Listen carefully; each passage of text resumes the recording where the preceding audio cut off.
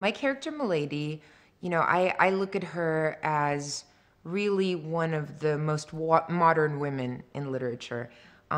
She's incredibly smart and single and living in a man's world, dealing with men, yet she's respectable. She can go in and out of different worlds, different societies, and she gets away with it. It takes a very smart, strong woman to be able to navigate a man's world, especially in the 17th century.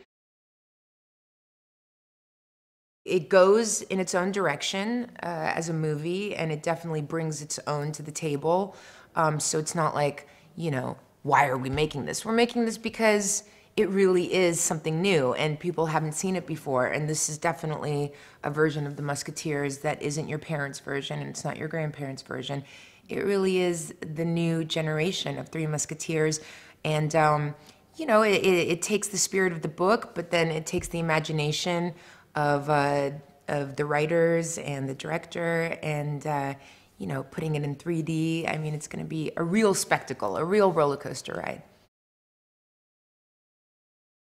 I think Paul really is taking 3D to a whole new level with this film. No one's ever done a historical piece in 3D, and it suits itself so much for the period. When you see these amazing castles, these landscapes, these gardens, these costumes, the rich nature of the backdrop of this book really lends itself. And I think as an audience, as a modern audience, to be able to go and be immersed in the past the way that we're going to show it to them is just like walking into a storybook. I mean, you're literally walking into a fairy tale, and it's just so absolutely rich and so beautiful.